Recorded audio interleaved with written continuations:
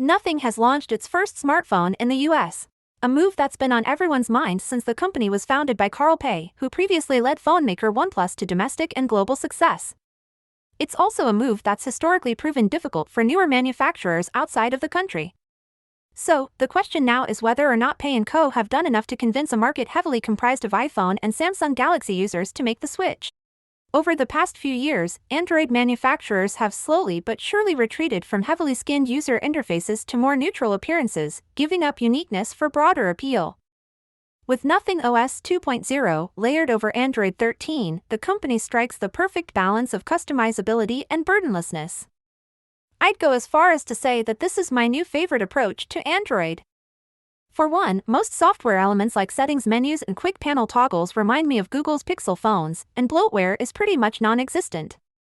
Where Nothing really flexes its software muscles is through lock screen and home screen customizations.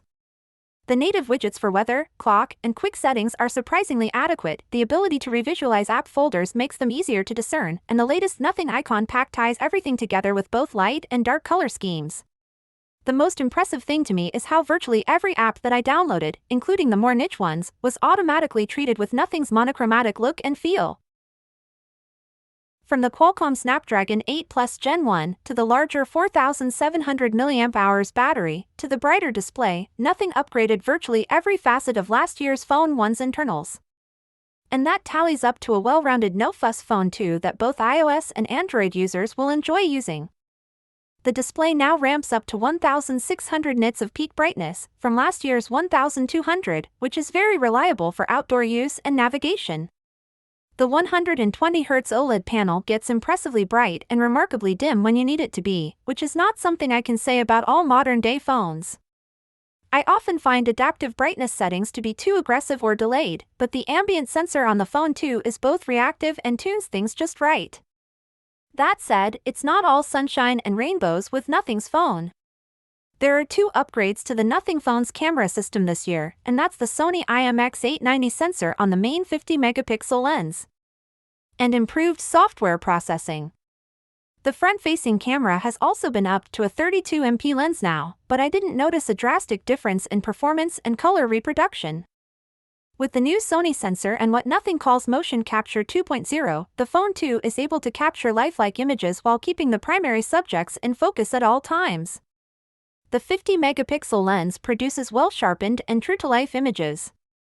Nighttime photos are adequate too, though the occasional lamp post or car light can be more overexposed than I'd prefer.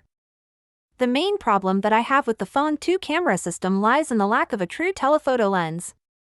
For portrait photos and distant shots, the absence of a telephoto lens means the phone relies on AI processing to blur the background of subjects. That means you won't get the best natural-looking effect when taking photos of people or pets. There was also the occasional shutter lag when capturing in more timely scenarios. When switching from the Gallery app back to the camera viewfinder, a quick tap on the shutter button didn't always register a capture, leaving me with shots of blurrier subjects or ones with none at all. The Phone 2 will officially go on sale on Friday, July 17th, starting at $599 for the 8GB of RAM and 128GB variant, and going up to $799 for the 12GB of RAM and 512GB configuration. No matter which end of that spectrum you look at, the device is clearly priced to compete with the likes of the OnePlus 11, Google Pixel 7, and base models from Samsung and Apple's flagship series.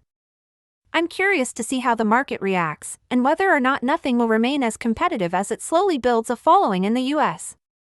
Should I buy one? Price aside, you should buy the Nothing Phone 2 if you consider yourself an early adopter and or want to try a new phone from an up-and-coming brand. The Glyph interface makes the Phone 2 one of, if not the most, interesting slab-style phones on the market. But if you're seeking the best camera system in the sub-$600 price range, Google's Pixels will serve you better. Please consider a subscription to this channel. As you know, making these videos takes a lot of time and effort. Counting on your support.